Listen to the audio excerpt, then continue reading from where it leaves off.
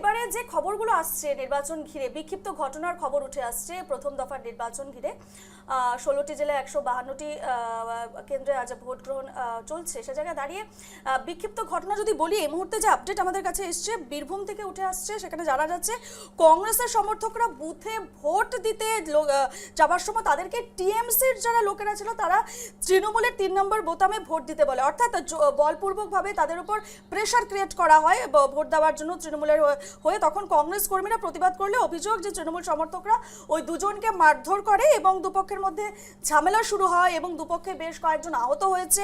তাদেরকে মুরারি হাসপাতালে এনে চিকিৎসা করা হয় এবং শান্তি বজায় রাখার জন্য দুপক্ষের লোককে আটকও করা হয়। অর্থাৎ এই ধরনের ঘটনা কিন্তু এর আগে আমরা যদি বলি মোথাবাড়ি মুর্শিদাবাদের ডোমকলে এ ধরনের ঘটনা ঘটেছে, বিক্ষিপ্ত ঘটনা, অস্ত্র দেখিয়ে ভয় দেখানোর অভিযোগ রয়েছে তৃণমূলের বিরুদ্ধে। অর্থাৎ তৃণমূলের বিরুদ্ধে ইতিমধ্যে রূপালী একাধিক জায়গা থেকে অভিযোগের আঙুল উঠছে।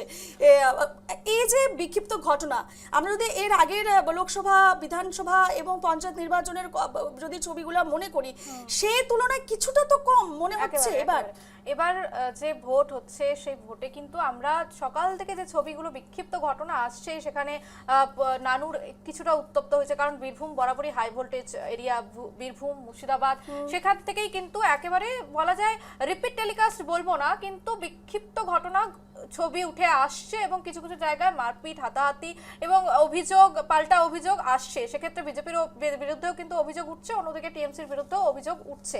কিন্তু আমরা যদি বিগত যে ভোট আমরা দেখেছি বাংলার বুকে এতদিন পর্যন্ত, সেই ভোটের যদি আমরা একেবারে চিত্র তুলে ধরি, যে পোল ভায়োলেন্স, পূর্ববর্তী হিংসা বা ভোট পরবর্তী হিংসা, সমস্ত কিছু মিলিয়ে সেক্ষেত্রে কিন্তু একেবারে চলে যাব 2003 সালে। সেই সময় কিন্তু 76 জন মারা গিয়েছিল। তখন কিন্তু যে শাসক দল ছিল বা যে ভোট হয়েছিল, যে সমস্যা হয়েছিল পঞ্চায়েত নির্বাচন বা বিধানসভা নির্বাচন, সেক্ষেত্রে কিন্তু ভোট হিংসার জন্য 76 জন মারা যান। এবং তারপরে যদি বলি যে 2014 সালে আমরা জানি লোকসভা নির্বাচন হয়েছিল এবং সেক্ষেত্রে বড় পরিবর্তন হয়েছিল গোটা দেশে মোদী সরকার, এবং সেক্ষেত্রে সেই সময় কিন্তু গোটা দেশে 16 জন রাজনৈতিক কর্মী মারা গিয়েছিলেন। কিন্তু এই যে 16 জন, তার মধ্যে কিন্তু 7 জন ছিলেন একেবারে পশ্চিমবঙ্গ থেকে। অর্থাৎ তুমি পার্সেন্টেজটা দেখো যে 16 জন গোটা দেশে, সেখানে মাত্র 7 জনই পশ্চিমবঙ্গ। এবং যদি আহতের সংখ্যা দেখি, যে আহত হয়েছিল, যে নির্বাচন কমিশনের যে তথ্য, সেই তথ্য আমরা বার করেছি, এবং 2000 ছিল সেখানে কিন্তু 2004 জন সারা দেশে আহত হয়েছিলেন ভোট যে রাজনৈতিক হিংসা, তার মধ্যে 1294 জন শুধুমাত্র বেঙ্গল থেকে, পশ্চিমবঙ্গ থেকেই 1298 জন। এবং আবার যদি আমরা পরবর্তী জায়গাটাতে আসি, সেখানে হচ্ছে 2019 সালের যে লোকসভা হয়েছে, সেখানেও কিন্তু 693টি রাজনৈতিক হিংসা হয়েছে বঙ্গের বুকে এবং 11 জন মারা গিয়েছিলেন। এবং ওই বছর 2019 সাল, সেক্ষেত্রে যদি আমরা 1 জানুয়ারি থেকে 31 ডিসেম্বর পর্যন্ত যদি আমরা সেই সংখ্যাটা দেখি, সেখানে কিন্তু ভোট পরবর্তী হিংসা 852 এবং 61 জন নিহত হয়েছিল। সেখানে তৃণমূলের 35 জন ছিল, বিজেপির 20 জন ছিল, এবং একেবারে আহত হয়েছিলেন 1508 জন। অর্থাৎ সংখ্যাটা কিন্তু বিশাল, হিউজ। এখনো পর্যন্ত যে আমরা এই বছর যেটা দেখছি, যে 1 মাস আগে থেকে নিরাপত্তা বাহিনী চলে এসেছে, সেক্ষেত্রে একেবারে বুলেট প্রুফ, একেবারে সাজোয়া গাড়ি, জম্মু কাশ্মীরে যে যুদ্ধের ক্ষেত্রে যে গাড়িগুলো আমরা দেখি, সেই গাড়ি এসেছে, সিআরপিএফ, সিএপিএফ, সমস্ত বৈঠক চলছে, মিটিং চলছে। গতকাল রাত 2টো পর্যন্ত মিটিং হয়েছে সমস্ত জায়গায়। সেই খাতিরে কিন্তু সেই যে গ্রাফটা আমরা যদি দেখি, সেই তুলনায় কিন্তু এবছর কিছুটা কম। এবং তুমি যে বীরভূম নিয়ে শুরু করলে, বীরভূমেও কিন্তু নানুর উত্তপ্ত ইতিমধ্যে কিছুটা খবর এসেছে। সেখানে যে খবর রয়েছে, বীরভূমেও রয়েছে আমাদের প্রতিনিধি, একেবারেই বীরভূমে যে আমাদের প্রতিনিধি রয়েছে তার কাছে সরাসরি আমরা চলে যাব। সুপ্রীতি এই মুহূর্তে আমাদের সঙ্গে সরাসরি রয়েছে বীরভূমের আপডেট দেওয়ার জন্য। সুপ্রীতি, তুমি এই মুহূর্তে কোথায় রয়েছো এবং যে ভোট দানের হার সেটা কতটা বৃদ্ধি পেয়েছে নাকি কমেছে, কি আপডেট? একদমই, দেখো রূপালী, এই মুহূর্তে দাঁড়িয়ে আমি বীরভূমের বোলপুর বিধানসভা কেন্দ্রে রয়েছি এবং ভোটদানের হার তুমি যেমনটা জানতে চাইছো, অবশ্যই বেড়েছে, এবং যেটা 2021 সালের তুলনায় 2026 সালের বিধানসভা ভোটে বা নির্বাচনে ভোটদানের হার কিন্তু অনেকটাই বেড়েছে। এখনো পর্যন্ত লাস্ট যে আপডেট বেলা 1টা পর্যন্ত, সেটা আসার সঙ্গে সঙ্গে আমরা সেই আপডেটটা থেকে জানতে পারবো যে কত পার্সেন্টেজ ভোট বাড়লো।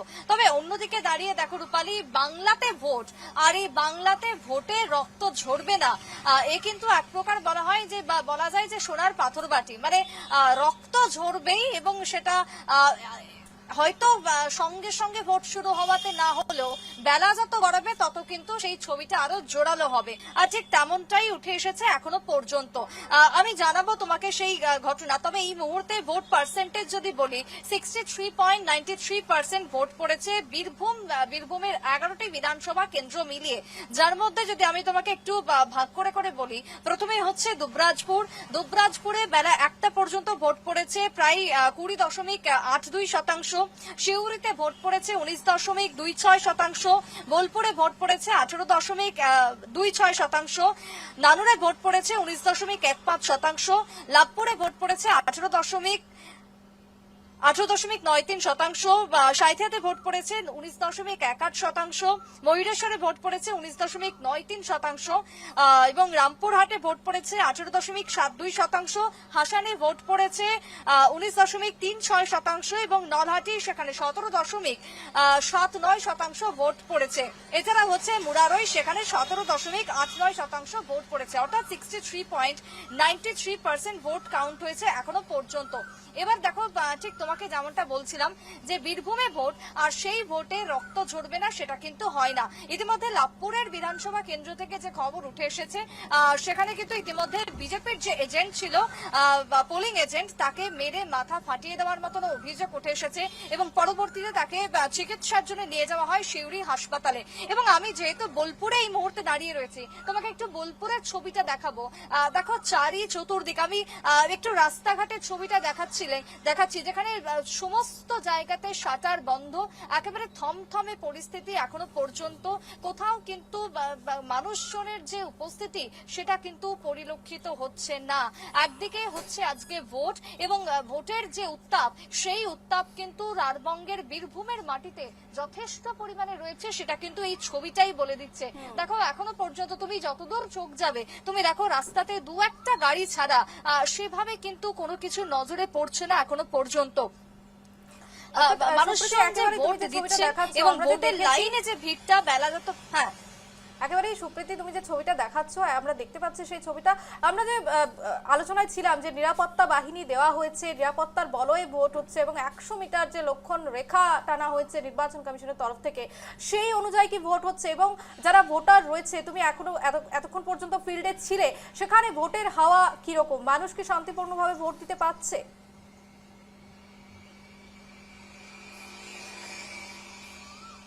একদমই শান্তিপূর্ণর কথা যদি বলতে হয়, তাহলে কিন্তু এবারে যারা ভোটাররা রয়েছেন তাদের সাথে কথা বলে কিন্তু এটাই তারা এস্টাবলিশ করছেন যে এবারে ভোট কিন্তু অন্যান্য বারের তুলনায় একেবারে নজির গড়েছে। মানে ভোট এবারে একেবারে শান্তিপূর্ণভাবে হচ্ছে।